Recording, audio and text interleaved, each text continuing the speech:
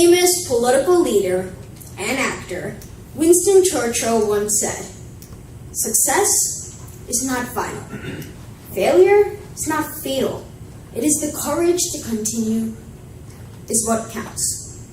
This quote is basically implying the definition is we have good times and we have bad times. But we have to have the courage to continue and believe in what we believe in. I'll be explaining this quote in 3 points of analysis. First, about Isaiah Austin. Second, about the famous short story by Maya Angelou, I Know Why the Caged Bird Sings. And third, about Sam Walton. So first, Isaiah Austin.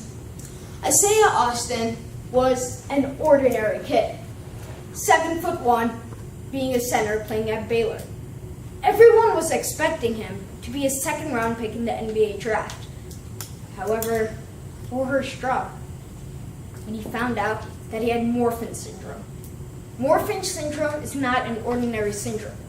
Morphin syndrome is a syndrome which affects the body's connective tissue, which basically handicaps anyone.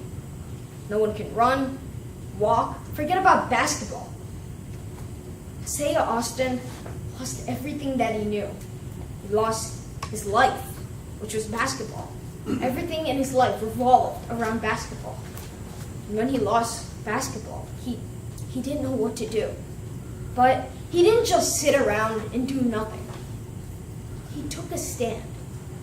He knew that he couldn't play basketball, so he became a basketball coach.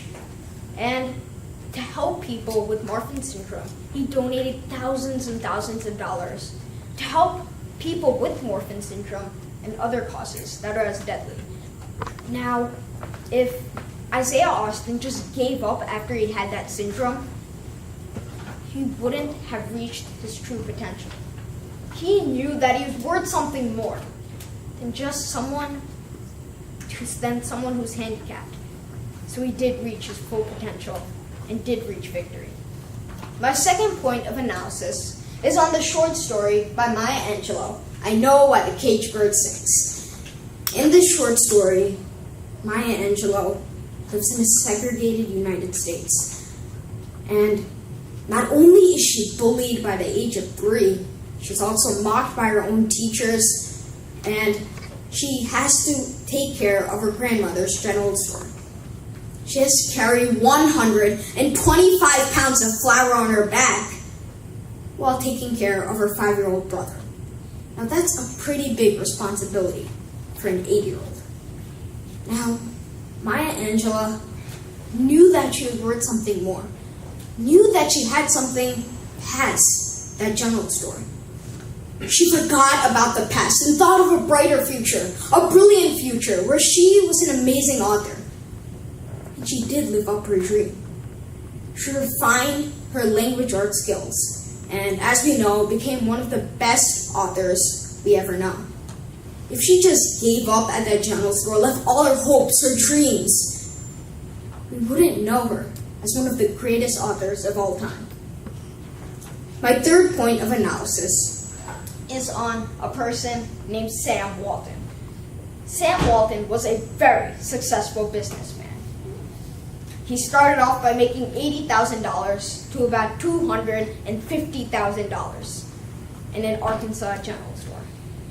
Now, he was having a pretty good life when his landowner refused to renew the lease of the building because he saw how successful Sam Walton was and wanted the business for his son. Now, Sam Walton was devastated. Everything that he knew, everything that he loved was surrounding that store. He put all his effort, all his love into that store. When it's gone, he didn't know what to do. But he didn't just stay back and do nothing. He took a stand. And despite these obstacles that are restricting him from his goals, he opened another business. Pretty small, but then he made it bigger and bigger and bigger and better and better. And As we know, he eventually made the first Walmart. Today, I talked about three points of analysis about the quote, "Success is not final, failure is not fatal, it is the courage to continue is what counts." So, it's up to you whether you're going to take a stand in what you believe in, because you're going to have good times and you're going to have bad times. But if you have the courage to do the right thing, I assure you, you will reach your full potential.